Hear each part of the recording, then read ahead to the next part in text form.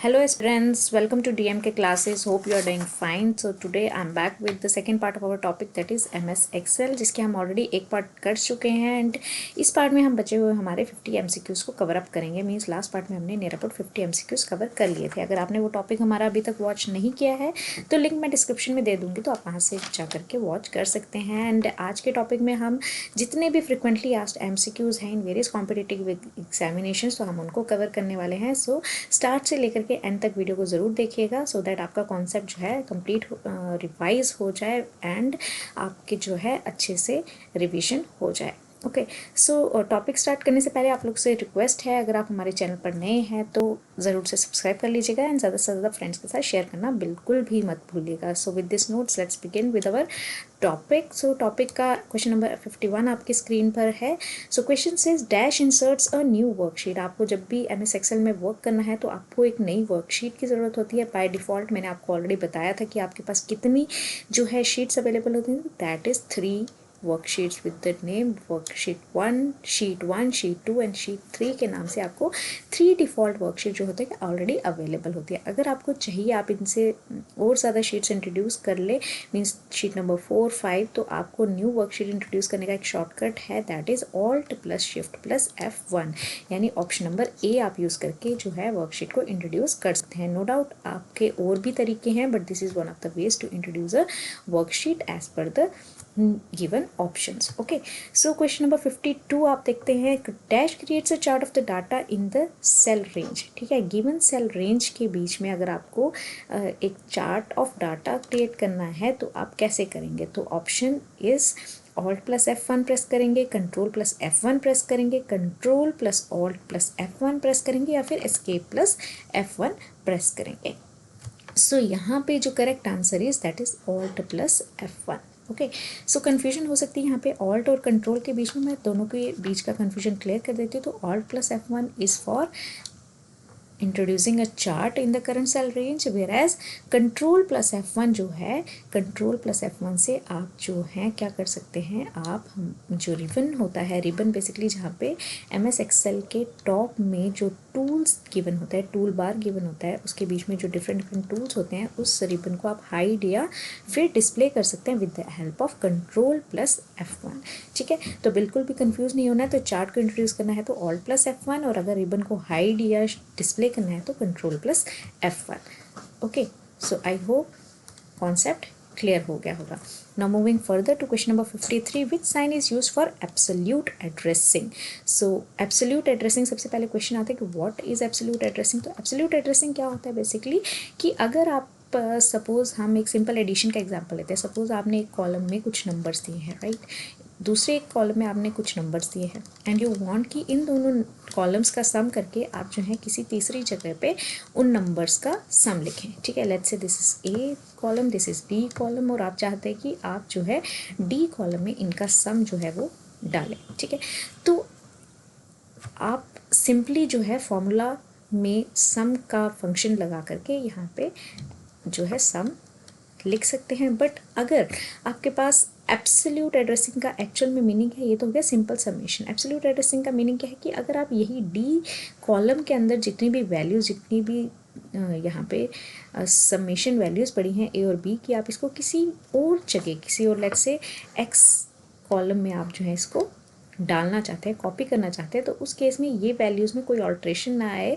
तो आप क्या करते हैं, यहाँ पे एक साइन लगाते हैं, दैट इज़ डॉलर साइन, जिससे आपका जो है वैल्यूज़ एब्सोल्यूट एड्रेस के साथ जो है विद द फॉर्मूला यहाँ पे कॉपी एंड पेस्ट हो जाती हैं। मीन्स जो भी यहाँ पे वैल्यूज़ होंगे वो एज इट इज़ यहाँ पे पेस्ट हो जाएंगे without any change in the given values. Okay, so answer here is option number B, that is dollar sign is used for absolute addressing.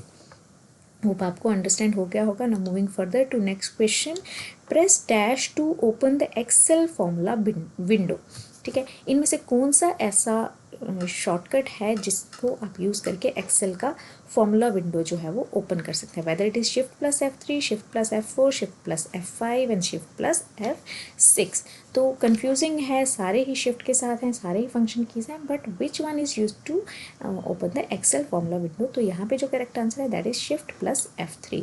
Now let me tell you कि shift plus F4 हम किसके लिए use करते हैं। तो जब आपको multiple cell references को चेंज करना हो, मीन्स एक सेल रेफरेंस से दूसरे सेल रेफरेंस पर हॉप करना हो, तो आप शिफ्ट प्लस F4 यूज़ करते हैं। एंड अगर आपको फाइंड डायलॉग बॉक्स को डिस्प्ले करना है, ठीक है, तो आप शिफ्ट प्लस F5 का यूज़ करते हैं। एंड इन केस आप स्विच करना चाहते हैं बिटवीन द वर्कशीट्स या फिर जूम कंट्रोल्स के बीच में या फिर टास्क पेन या रिबन के बीच में आप जो है स्विच करना चाहते हैं, तो फॉर दैट केस जो है आपका फंक्शन F6 की प्रेस करेंगे आप शिफ्ट के साथ। तो आई होप आपको इन सारे शॉर्टकट्स का मीनिंग अंडरस्टैंड हो गया होगा। Let me tell you once more. F3 क्या करता है, एक्सेल फॉर्मूला विंडो ओपन करता है, ठीक है। F4 से क्या होगा, मल्टीपल सेल रेफरेंसेस को आप जो है चेंज कर सकते हैं। F5 के साथ शिफ्ट प्लस F5 के साथ क्या होगा, आप फाइंड डायलॉग बॉक्स को डिस्प्ले कर सकते हैं। शिफ्ट प्लस F6 के साथ आप स्विच कर सकते हैं बिटवीन द वर्कशीट्स या फिर जूम कंट्रोल्स या टास्क पेन या फिर रिबन के बीच में, ठीक है। सो नेक्स्ट क्वेश्चन की तरफ पढ़ते हैं। आई होप यहाँ पे आपको आंसर मिल गया होगा। तो answer is option number A, that is shift plus F3 for the given question. Okay, now moving further to next question, question number 55. A spreadsheet is a sheet which is spread in such a way that it divides itself into the various dash and dash. spreadsheet क्या है, basically spreadsheet क्या है, कुछ रोज होंगी, कुछ columns होंगे, ठीक है। जो वर्टिकल होंगी वो सारे क्या कहे जाएंगे, दीज आर कॉलम्स, एंड जो हॉरिजॉन्टल लाइंस आपको दिख रहे हैं these are forming the rows, ठीक है। तो हॉरिजॉन्टल रोज आपके पास होंगी and vertical columns, that is option number D इस केस में करेक्ट हो जाएगा। Now moving to next question. DOS based spreadsheet package is, इनमें से डॉस बेस्ड स्प्रेडशीट पैकेज कौन सा है, तो that is option number D, that is lotus 1, 2, 3। Now moving further to next question, question number 57. When we can create a chart on a separate sheet in the same workbook, it is called what? जब आप एक separate sheet पे एक chart create करते हैं same workbook में, तो उसको आप क्या बोलते हैं, तो that sheet is called whether chart sheet, embedded chart, view sheet या फिर व्यू चार्ट। तो answer is chart sheet. Means किसी पर्टिकुलर चार्ट को आप एक शीट पे इंट्रोड्यूस करते हैं सेम वर्कबुक के अंदर, तो उस शीट को हम क्या बोलेंगे, chart sheet. Okay, now next, dash sign is use to create an absolute cell reference. तो जैसे कि मैंने आपको कहा है कि जब भी आपको एब्सोल्यूट वैल्यूज़ चाहिए, चाहे वो एब्सोल्यूट सेल रेफरेंस है या एब्सोल्यूट एड्रेसिंग है, उसके लिए आपको एक ही साइन यूज़ करना है, that is dollar sign. Means जिससे क्या होगा, आपके formulas as it is copy हो जाएंगे without any change with the cell reference. Okay, so next question देख लेते हैं। Dash, this is hash sign. Hash value refers to what. जब भी आपको किसी भी सेल में, let's say this is a cell in worksheet, तो वहाँ पे इस तरह की वैल्यूज़ दिखती हैं, तो उसका क्या मतलब होता है। इस तरह की कुछ वैल्यूज़ आपको दिखेंगी किसी सेल में, तो उसका क्या मतलब होगा, तो क्या वो फॉन्ट वैल्यू है, क्या वो एरर इन वैल्यू है, क्या वो subscript of the number value है, या फिर एडिशन ऑफ द वैल्यू है। तो जब भी आपको हैश मिलेगा, मीन्स कुछ भी इसमें वैल्यू नहीं आ रही है, तो it means that is error in value, that is option number B जो होगा इस केस के लिए करेक्ट हो जाएगा। Now moving further to next question. You can undo and redo up to dash action in Microsoft Excel even after a worksheet is saved. आप कितने values तक अंडू या रीडू कर सकते हैं, तो दैट इज़ 50 टाइम्स आप जो है किसी भी एक्सेल शीट पे अंडू या रीडू एक्शन परफॉर्म कर सकते हैं, इवन जबकि आपकी वर्कशीट सेव भी हो चुकी है, उसके बाद भी आप ये फंक्शंस परफॉर्म करते हैं। तो हाउ मार्वलस इट इज़, ठीक है। आपने गलती से कोई मिस्टेक कर दिया तो आप उसको करेक्ट भी कर सकते हैं with these functions up to 50 times repetitions आप क्लैरिफाई कर सकते हैं यहाँ पे। Now next is press dash to display the print dialog box in MS Excel. तो MS एक्सेल में प्रिंट डायलॉग बॉक्स जो है डिस्प्ले करने के लिए आपको क्या यूज़ करते हैं आप, तो दैट इज़ Ctrl+P। जैसे आप सारे MS माइक्रोसॉफ्ट ऑफिस टूल्स में यूज़ करते हैं, जैसे वर्ड में या पावर पॉइंट में, तो सेम बेस इस केस में भी Ctrl+P ही है यूज़ होता है shortcut to display the print dialog box in MS Excel. Hope यहाँ तक आपको अच्छे से समझ आया होगा। अगर समझ आया तो do hit the like button and share with more and more of your friends. So VisiCalc is a program developed by whom. We know that VisiCalc जो है वो पहला माइक्रोसॉफ्ट एक्सेल जो था वर्कशीट अवेलेबल हुआ था। तो यहाँ पे जो है पहला MS एक्सेल प्रोग्राम जो था वो किसने डेवलप किया था? क्या वो चार्ल्स हॉकिंस इन 1977 या Steve MC Neon in 1989, Oprah Helen in 1986 या फिर Dan Bricklin in 1979? And the correct answer is Dan Bricklin in 1979 में जो है विजीकैल्क प्रोग्राम जो था वो डेवलप हुआ था। Okay, now let's see next question. To display the open dialog box to open or find a file, press what? क्या Alt plus O है, Control plus O, Escape plus O या Tab plus O? And the correct answer is Control plus O. अगर आप press करते हैं तो आपका open dialogue box या फिर find a file dialog box जो होगा वो ओपन हो जाएगा। Moving to next, which of the following function is use to add the values in the function argument और the values in the all references in the argument? ठीक है, तो यहाँ पे बेसिकली सिंपल वर्ड्स में आपको समझा देती हूँ। Which of the following function is use to add. ठीक है, यहाँ पे क्या है, बेसिकली ऐड फंक्शन इनमें से कौन सा है ये पूछा गया है इन द गिवन क्वेश्चन। तो क्या वो ADD होता है एडिशन के लिए, क्या वो SUM होता है, क्या वो TOTAL टोटल होता है या फिर लिस्ट होता है? तो जब भी हमें सम करना है, ऐड करना है वैल्यूज़ को फंक्शन की आर्ग्यूमेंट में, तो उस समय हमारे पास जो फॉर्मूला होता है दैट इज़ SUM सम। ठीक है, इक्वल टू करके हम सम लिखेंगे एंड द सेल रेफरेंस डालेंगे तो हमें जो है उनका एडिशन की वैल्यूज़ जो है वो MS एक्सेल में मिल जाएंगे। So correct answer is option number B. Now next, when a chart is placed on this, it is much larger and there is no other data on it. जब हम किसी जगह पे एक चार्ट प्लेस करते हैं और वो बहुत बड़ा होता है और उस जगह पे कोई और डाटा नहीं होता है तो हम उसको क्या बोलते हैं? क्या उसको रेफरेंस शीट बोलते हैं, क्या उसको प्राइमरी शीट, क्या उसको एक्सक्लूसिव शीट या फिर चार्ट शीट? तो यस, हमने अभी ऑलरेडी पहले यहाँ पे अंडरस्टैंड किया था कि ऐसी शीट जिसमें हम चार्ट को इंट्रोड्यूस करते हैं उस शीट को क्या बोलते हैं? तो दैट इज़ चार्ट शीट, और जो कि बहुत बड़ी होती है और जिसमें और कोई भी डाटा इंट्रोड्यूस नहीं किया होता है उस शीट को हम क्या बोलते हैं? Chart sheet. Option number D is correct. Now question number 56, press dash to close an open menu or sub menu dialog box or message window. आपको किसी भी ओपन मेन्यू को या सब मेन्यू को या डायलॉग बॉक्स या किसी भी ओपन विंडो को क्लोज करना है तो आपके पास एक सिंपल शॉर्टकट है that is press the escape की। आप एस्केप की प्रेस कीजिए, आपकी जितनी भी ओपन मेन्यूज या विंडोज़ हैं वो सारी क्या हो जाएंगी? क्लोज हो जाएंगी। So this is very very simple. Now moving further to question number 57, to insert non-adjacent columns, hold down dash while you select non-adjacent columns. ठीक है, जब भी आपको एक से ज़्यादा चीज़ों को सिलेक्ट करना है, वी ऑल नो हम नॉर्मली वर्ड में ये फंक्शन बहुत कॉमनली यूज़ करते हैं, तो हम कौन सी चीज़ यूज़ करते हैं? तो दैट इज़ कंट्रोल। कंट्रोल की को अगर हम प्रेस करेंगे तो हम जो है एक से ज़्यादा चीज़ों को एट वंस सेलेक्ट कर सकते हैं। तो यही कॉन्सेप्ट यहाँ पे लग रहा है कि आपको अगर इंसर्ट करना है नॉन एडजेसेंट कॉलम्स तो आप होल्ड करेंगे कंट्रोल की को जब आप सेलेक्ट कर रहे हैं नॉन एडजेसेंट कॉलम्स को, कहाँ कहाँ आपको एक कॉलम जो है इंसर्ट करना है, तो कंट्रोल की यहाँ पे करेक्ट आंसर हो जाएगा। Now moving further, in a spreadsheet program, the dash contains related worksheets and documents. कौन सी ऐसी चीज़ है जिसमें related worksheets और documents होते हैं? तो yes, जहाँ collection of worksheets या फिर collection of documents को हम क्या बोलते हैं? तो that is called as not a cell, not a formula, not a column. ये तो बहुत छोटी चीज़ें होंगी। जब हम worksheets या documents की collection की बात करें तो हम complete एक workbook की बात करते हैं, right? So option number D is correct here. Hope आपको अच्छे से समझ आ रहा होगा। अगर कोई भी डाउट है तो आप मुझे कमेंट बॉक्स में कमेंट करके ज़रूर पूछ सकते हैं।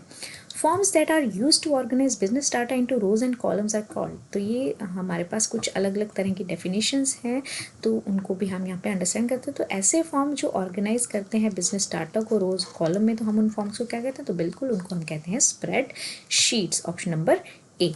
Now next question, which of the following characteristics is used to compute dynamically the results from Excel data? तो इनमें से कौन से ऐसे कैरेक्टरिस्टिक हैं जो आपको डाटा के रिजल्ट को कंप्यूट करने में एक्सेल में हेल्प करते हैं? तो वो कौन सी चीज़ है? That is formula and function. आप किसी फंक्शन की हेल्प से कुछ फॉर्मूलाज इंट्रोड्यूस करते हैं एक्सेल के फॉर्मूला वार में, तो उनको सेल रेफरेंसेस के साथ जोड़ करके आप जो हैं उनके रिजल्ट्स को कंप्यूट करते हैं एक्सेल में. So hence formula and function are the characteristics use to compute dynamically the result from Excel data. So option number B is correct here.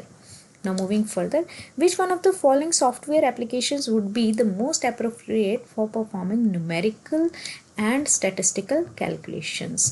इनमें से कौन सा ऐसा सॉफ्टवेयर एप्लीकेशन अप्रोप्रिएट है न्यूमेरिकल और स्टैटिस्टिकल कैलकुलेशन? क्या वो ग्राफिक्स पैकेज है, क्या वो स्प्रेडशीट है, क्या वो डॉक्यूमेंट प्रोसेसर है या फिर डाटाबेस? तो यस वी नो, जहाँ पे भी न्यूमेरिकल एनालिसिस की या फिर स्टैटिस्टिकल कैलकुलेशंस की या फिर डाटा के अरेंजमेंट की बात हो तो वहाँ पे हम क्या करेंगे, स्प्रेडशीट प्रोग्राम को यूज़ करेंगे. Okay, so answer is spreadsheet program, that is MS Excel. Okay.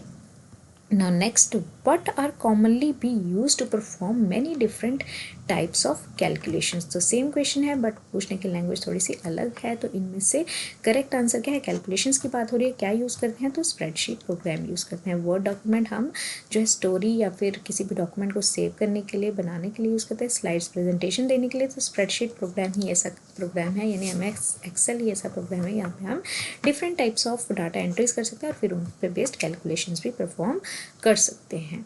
So next question, which of the following term is related with legends? ठीक है, इनमें से कौन सी ऐसी टर्म है जो रिलेट करती है लेजेंड्स के साथ? क्या वो ऑपरेटर है, क्या वो चार्ट है, वर्ड आर्ट है या फिर क्लिप आर्ट है?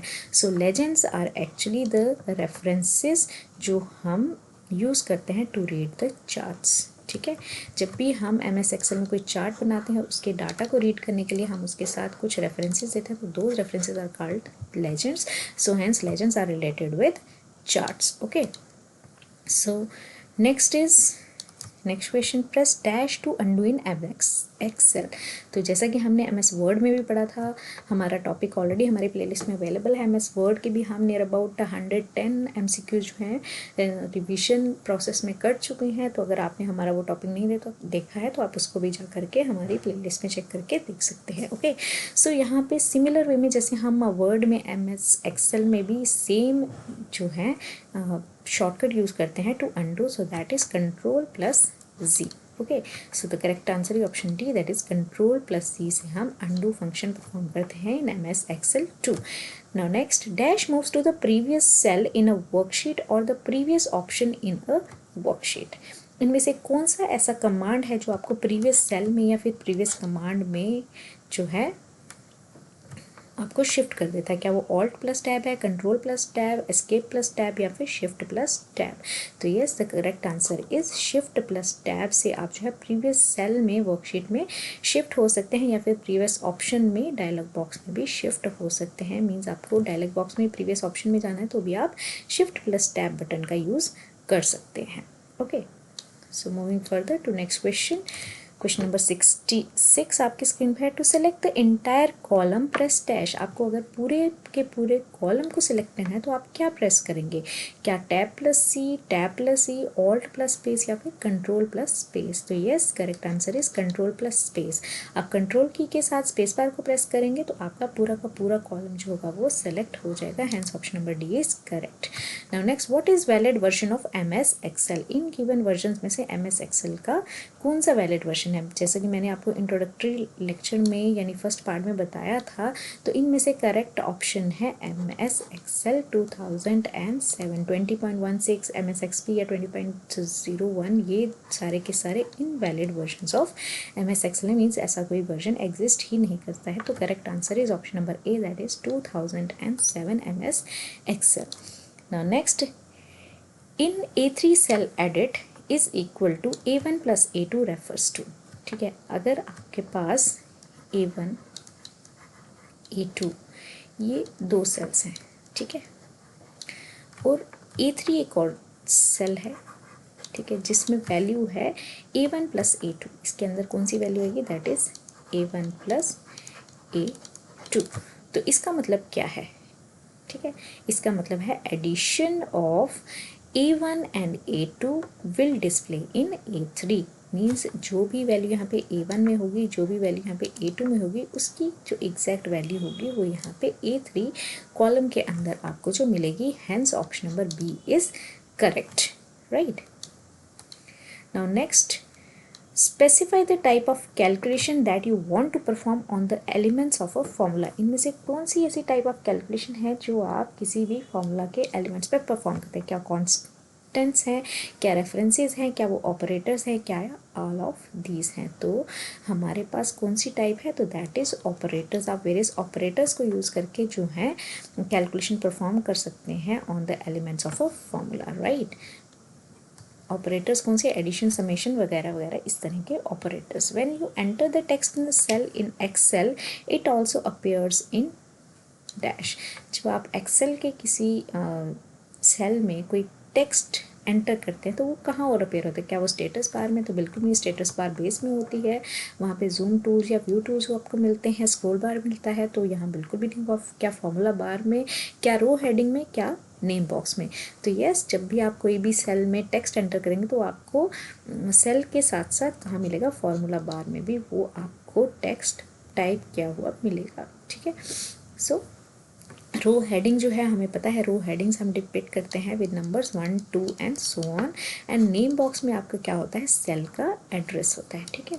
तो एक और तरह से आपका रिवीजन हो गया जो हमने ऑलरेडी MCQs यहाँ पे किए हुए हैं, राइट। नाउ करेक्ट आंसर इस केस के लिए क्या था? फॉर्मूला बार में जो है वो टेक्स्ट हर एक सेल का टाइप किया हुआ दिखता है side by side. Now next is 71 question. The view that puts a blue line around each page that would be printed is, ऐसा व्यू जहाँ पे ब्लू लाइन आपके हर एक पेज के बॉर्डर पे दिखती है जब किसी पेज को प्रिंट करना है, तो वो कौन सा व्यू होता है? क्या वो स्प्लिट व्यू है, पेज ब्रेक प्रीव्यू है, या प्रिंट प्रीव्यू है, या फिर नॉर्मल प्रीव्यू है? सो यस, उस केस में जो भी ब्लू लाइन आपको दिखती है दैट शोज जो पेज ब्रेक प्रीव्यू। क्योंकि हमारा जो स्प्रेडशीट प्रोग्राम होता है, जो स्प्रेडशीट होता है वो बहुत ही ज़्यादा वास्ट होता है, तो आपको पूरी की पूरी स्प्रेडशीट एट वन गो जो है आप पूरे प्रिंट नहीं कर सकते विद योर नॉर्मल प्रिंटर्स। तो इसलिए आपके पास पेज ब्रेक ऑप्शन होता है जिससे कि आप डिफरेंट पेजेस को जो है प्रिंट आउट में ले सकते हैं, ठीक है। सो पेज ब्रेक व्यू जो है वो आपको मिलता है with highlighted blue line around each page. Cuts the selected cell, इनमें से कौन सा कमांड है जो कट करता है सेलेक्टेड सेल को? तो that is Ctrl+X, same ways as MS word में जैसे हम Ctrl+X यूज़ करते हैं to cut the anything, any printed text, तो सेम वेज यहाँ पे भी आप जो है Ctrl+X यूज़ करके सेलेक्टेड सेल को कट कर सकते हैं, right. So option number A is correct here. Control+C, we know that Control+C copy के लिए, Control+V paste के लिए, and Control+B is for making the data bold. Okay. Now next, press the dash key to move the insertion point to the first cell in a row in Excel. यहाँ पे कौन से ऐसा की press करेंगे जिससे कि आपका जो कर्सर है वो कहाँ चला जाए, आपका इंसर्शन पॉइंट कहाँ पहुँचे? तो first cell in row in Excel, किसी भी रो में आप वर्क करें तो उसके पहले सेल में चला जाए। तो and the correct answer is home. आप अगर होम की प्रेस करेंगे तो आपको जो है आपका इंसर्शन पॉइंट फर्स्ट सेल में चला जाएगा in row. Okay, so next question देख लेते हैं। Press dash to select all rows and columns in the sheet. तो सेम वेज Ctrl+A आप अगर प्रेस करते हैं तो आपके सारे रोज एंड कॉलम जो है वो एट वंस सेलेक्ट हो जाएंगे। Now next is repeats the last command और एक्शन। इनमें से कौन सा ऐसा शॉर्टकट है जो आपको लास्ट कमांड या लास्ट एक्शन को रिपीट करता है? तो क्या वो Ctrl+C है, Ctrl+Y है, Ctrl+U या Ctrl+R है?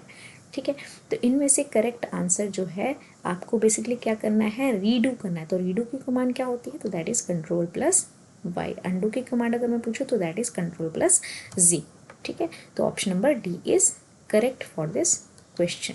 Now next, dash are equations that perform calculations on values in your worksheet. इनमें से कौन सी इक्वेशन है जो परफॉर्म करते हैं वैल्यूज ऑन कैलकुलेशन और वैल्यू इन योर वर्कशीट? तो दैट इज द फॉर्मूलाज। ठीक है, फॉर्मूलाज एक ऐसी इक्वेशंस हैं जो कैलकुलेशंस में हेल्प करती हैं।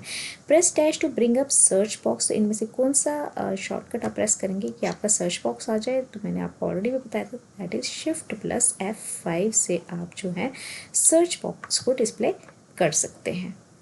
ओके, आपको इस समय कन्फ्यूजन हो रहा होगा कि इतनी सारी कमांड्स हैं, इतने सारे शॉर्टकट्स हैं, कैसे याद रहेंगे। तो आप इनको, बेटर है अगर आप इनको प्रैक्टिकली हाथ से प्रैक्टिस करेंगे by opening the MS Excel, तो आपको ज़्यादा अच्छे से ये चीज़ें अंडरस्टैंड हो जाएंगी और फिर बाद में वो भूलेंगे भी नहीं। In dash tab you will find auto some button. इनमें से कौन सा टैब है जिसमें आपको ऑटो सम का बटन मिलता है? And the correct answer is formulas tab. ठीक है, सम हो गया, एडिशन हो गया, मिनिमम मैक्सिमम एवरेज वगैरह, ये सारे आपको कहाँ मिलते हैं? सारे बटन्स आपको कहाँ मिलेंगे? फॉर्मूला टैब में मिलेंगे। Now next is press dash to create a chart. इनमें से क्या प्रेस करेंगे कि आपका जो है वो चार्ट क्रिएट हो जाएगा? तो that is option number C, F11 function key press करने से आप जो है चार्ट क्रिएट कर सकते हैं। वहाँ पे ऑप्शंस अवेलेबल होते हैं जिनकी हेल्प से आप जो है अपने चार्ट्स क्रिएट कर सकते हैं।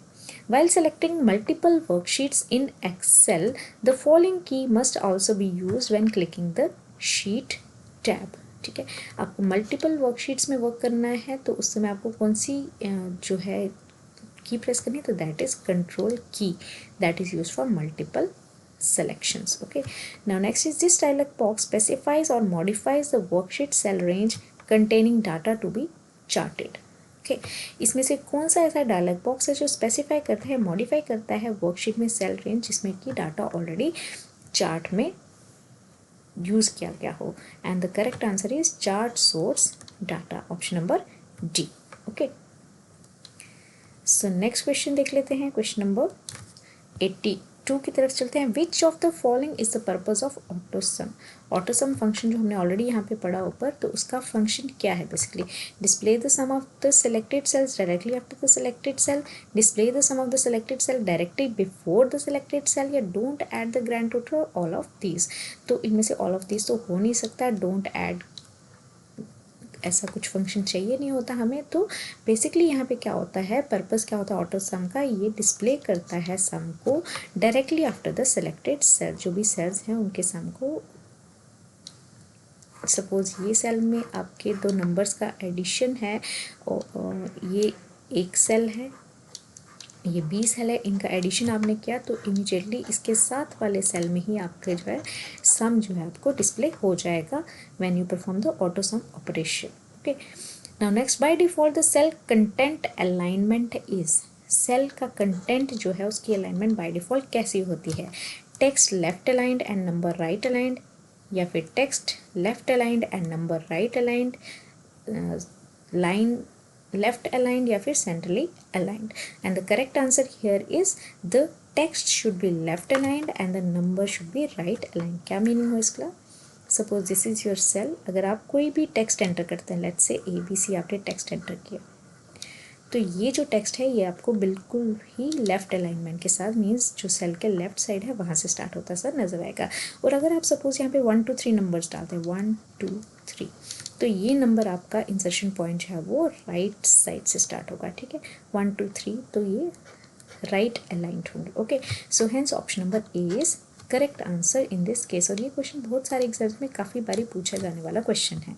You want to track the progress of the stock market on daily basis, what type of chart should you use? अगर आपको स्टॉक मार्केट का डेली एनालिसिस करना है तो कौन सा चार्ट आप यूज़ करेंगे? क्या पाई चार्ट, क्या रो चार्ट, क्या लाइन चार्ट, या फिर कॉलम चार्ट? तो यहाँ पे हम जो करेक्ट ऑप्शन है that is line chart. Means जो स्टॉक मार्केट है हमें पता है कभी लो जाती है, कभी हाई जाती है, कभी इस तरह से स्टॉक मार्केट की वैल्यूज़ वेरी करती रहती हैं। तो इस तरह से हमें जो है यहाँ पे लाइन चार्ट का यूज़ करना होगा। कुछ इस तरह से होता है हमारे लाइन चार्ट्स। होप आपको क्लियर हो गया होगा। Now next, a worksheet range is एक वर्कशीट की रेंज क्या होती है, उसको हम कैसे डिफाइन करते हैं? A command use for data modeling, a range of values such as from 23 to 234, या अ ग्रुप ऑफ सेल्स, या फिर अ ग्रुप ऑफ वर्कशीट्स। तो वर्कशीट रेंज बेसिकली क्या होता है? A group of cells. ये हम ऑलरेडी पहले भी पढ़ चुके हैं हमारे प्रीवियस वीडियो लेक्चर में। So next is files created with lotus 1 2 3 have an extension. हमने और यहाँ पे सीखा था अभी लोटस 1 2 3 क्या है? ये डॉक वर्जन है स्प्रेडशीट का। ठीक है, तो इसकी जो है फाइल जो है लोटस 1 2 3 की जब क्रिएट होती है तो उसका एक्सटेंशन क्या बनता है? तो that is .1 2 3, option number C. ठीक है। 123 है यहाँ पे, तो यहाँ पे भी .123 इसका एक्सटेंशन, यानी जब फाइल सेव होगी तो उस फाइल के नाम के आगे .123 आपको देखने को मिलेगा। Now next, what is the maximum zooming size in MS Excel। MS Excel में जूम साइज मैक्सिमम जो है that is 400%, and minimum zoom size की अगर हम बात करें तो दैट इज़ 10% ओनली। तो मीन्स 10% से लेकर के 400% तक के जूम ऑप्शंस हमें अवेलेबल होती हैं in MS Excel। Now next, which language is use to create macros in Excel. तो मैक्रोज फंक्शन होते हैं, मीन्स मैक्रोज ऐसे फंक्शन जो रेपिटेटिव फंक्शन होते हैं, जो हमें कभी कभी कैलकुलेशंस में या फिर हमारे डॉक्यूमेंट्स में एनालिसिस में यूज़ होते हैं। तो ऐसे फंक्शंस को हम कौन सी लैंग्वेज में लिखते हैं एक्सेल में, तो that language is visual basic, option number D. Okay, visual basic language में हम मैक्रोज को लिखते हैं। ठीक है। Now next question, question number 90 हम देख लेते हैं। Shortcut to edit the selected cells. ठीक है, अगर आपको किसी पर्टिकुलर सिलेक्टेड सेल को एडिट करना है तो उसका शॉर्टकट क्या है, तो ऑप्शन इज़ F2। F2 जब हम प्रेस करेंगे F2 फंक्शन की, तो हमारा जो है सेल सेलेक्टेड जो है उसमें एडिट का ऑप्शन हो जाएगा, तो हम उसे एडिट कर सकते हैं। तो option number B is correct answer here. Now 91, a function inside another function is known as। जब एक फंक्शन के अंदर दूसरा फंक्शन हम लगाते हैं तो उसको हम क्या बोलते हैं, that function is known as nested function। Okay, now next question देख लेते हैं, question number 92, VLOOKUP function is used to। ये जब हम MS Excel की बात करते हैं वहाँ पे एक बहुत अच्छा ऑप्शन है दैट इज़ VLOOKUP फंक्शन। अभी ज़्यादा डिटेल में आपको इस समय जाने की ज़रूरत नहीं है इस लेवल पे। तो VLOOKUP फंक्शन बेसिकली करता क्या है, looks up text that contains V, तो बिल्कुल भी नहीं, finds related record, check if two cells are identical या नन ऑफ दीज। तो the correct answer is it actually finds the related records in your document. ठीक है, VLOOKUP function के साथ आप रिलेटेड टाइप ऑफ रिकॉर्ड्स को search कर सकते हैं, और ये बहुत ही अच्छा आपके पास फंक्शन है इन MS Excel। ठीक है, जिसमें आपकी काफ़ी ज़्यादा जो है मैनुअल लेबर को आप जो है शॉर्ट कर सकते हैं। Now next is which type of charts can Excel produce. तो एक्सेल कौन कौन से टाइप के चार्ट प्रोड्यूस कर सकता है, क्या bar charts, line graphs, pie charts, या फिर line graphs and pie charts only, bar charts and line graphs only, या लाइन ग्राफ्स ओनली। तो यस, यहाँ पे bar graph, line graphs and pie charts, ये सारे ही तरह के चार्ट जो हैं हम MS Excel में प्रोड्यूस कर सकते हैं, hence option number A is correct here. Now next, you can convert existing Excel worksheet data and charts to HTML document by using what। अगर आपको किसी भी वर्कशीट का जो Excel में existing वर्कशीट का डाटा है उसको आपने HTML डॉक्यूमेंट में कन्वर्ट करना है, तो आप क्या यूज़ करेंगे, तो that is internet assistant wizard. ठीक है, option number B is correct for this case. Now next, which of the following is a valid cell range. तो वैलिड सेल रेंज यहाँ पे क्या है, A1 semicolon C4, A1 dash C4, A1 colon C4 या C4 colon A1। So the actual valid cell range यहाँ पे जो है इसके बीच में हमें दो सेल्स के बीच में हमें कॉलन की रिक्वायरमेंट होती है। ओके, सो अगर आपके दो सेल रेफरेंसेस के बीच में कॉलन है तो it means that is correct. So option number C यहाँ पे हमारा करेक्ट हो जाएगा। Now next, which of the following returns the current date formatted as date. इनमें से कौन सा ऐसा है जो करंट डेट आपको बताती है, क्या वो डेट है, डेट आगे brackets, today brackets, now brackets, या फिर टाइम। तो when we type in the formula bar today, तो आपको जो है आपका करंट डेट जो है वो यहाँ पे मिल जाएगी, that is option number B is correct for this case. Now next, which one is not a function in MS Excel। तो इनमें से कौन सा ऐसा फंक्शन है जो MS Excel का नहीं है, तो इनमें से जो फंक्शन MS Excel में नहीं है that is AVG function. Actually average function होता है बट AVG उसका जो है फंक्शन का फॉर्म आप कह सकते हैं फॉर्म नहीं होता, तो उस केस के लिए सिंटैक्स नहीं होता, यहाँ पे आपको पूरा एवरेज लिखना पड़ता है, AVERAGE। आप कंप्लीट एवरेज लिखेंगे तो तभी जो है ये वर्क करेगा आपके लिए, ठीक है। तो AVG इज़ नॉट करेक्ट है, नो डाउट एवरेज फंक्शन होता है, but AVG is not the correct syntax for that, okay. So option number B is correct in this case. Now next question number 98 देख लेते हैं। Which type of chart is useful for showing trends are change over time. तो आपको over time with respect to time आप कह सकते हैं, अगर चेंजेस बताने हैं तो जैसा कि हमने स्टॉक मार्केट के केस में अंडरस्टैंड किया था, तो उस केस के लिए हमें कौन सा चाहिए, लाइन चार्ट यहाँ पे यूजफुल होगा in MS Excel, okay. Now next is total number of characters that a cell can contain. अब ये फैक्चुअल क्वेश्चंस हैं जिनको आपको लर्न करना है, तो इनको आप ध्यान से देख लीजिए। टोटल नंबर ऑफ कैरेक्टर जो है एक सेल में कितने हो सकते हैं, तो दैट इज 32,767 जो है आपके पास टोटल नंबर ऑफ कैरेक्टर्स हो सकते हैं इन अ सेल। 32767 इन शॉर्ट आप इस वर्ड को याद कर सकते हैं, ओके। इसको लर्न करने की जरूरत नहीं है, बस एक बार इसको गो थ्रू कर लीजिए। जब आपके पास ऑप्शंस में आएगा तो you will be able to find out these letters, ठीक है। 32767, okay. Now next, which command need to execute from run window to open a new Excel file। तो रन विंडो में जब हमें एक्सेल फाइल को ओपन करना होता है तो उस समय आपको क्या टाइप करना है, तो रन में आपको टाइप करना है एक्सेल। आपको विंडो की प्रेस करनी है, वहाँ पे साइड पे आपको एक सर्च का डायलॉग बॉक्स आएगा, उसमें आपको डालना है एक्सेल टाइप करना है, तो आपका जो है एक्सेल विंडो जो होगी वो ओपन हो जाएगी। Now next question, dash keep the top row visible while scrolling through the rest of the worksheet. Suppose आपकी बहुत लंबी वर्कशीट है जिसमें आपको डाटा पे वर्क करना है, तो कई बार क्या होता है कि आप स्क्रॉल करते करते आपका टॉप जो होता है वो मिस हो जाता है, तो आपको वापस से उसको सर्च करना पड़ता है कि ये कॉलम था किस चीज़ के लिए। सो फॉर दैट ईजीनेस आपके पास एक ऑप्शन आता है, that is top freeze top view, ठीक है। ऑप्शन नंबर B, आप फ्रीज टॉप व्यू को प्रेस करेंगे तो आपकी जो होगी टॉप रो जो होगी वो फ्रीज हो जाएगी, जिससे आप जो है इजीली स्क्रॉल करके आप कितना भी लंबा जो है वर्कशीट में डाटा जो है एंटर कर सकते हैं, राइट। सो नेक्स्ट क्वेश्चन देख लेते हैं। Which of the following is use to enter the current date in worksheet. इनमें से कौन सा ऐसा जो है शॉर्टकट है जिससे कि आपकी करंट डेट जो होती है वो वर्कशीट में आपको मिलती है। तो ये क्वेश्चन नंबर 102 एंड 103 ये मोस्ट फ्रिक्वेंटली आस्क्ड क्वेश्चंस है। आपको हर एक एग्जाम में मेजॉरिटी ऑफ द टाइम्स इनमें से कोई ना कोई एक क्वेश्चन देखने को मिल जाता है, तो इन क्वेश्चंस को बहुत ही अच्छे से अंडरस्टैंड कीजिएगा। सो करेक्ट आंसर है इस केस में करंट डेट के लिए वर्कशीट में जो यूज़ होता है that is control plus semi colon, ठीक है।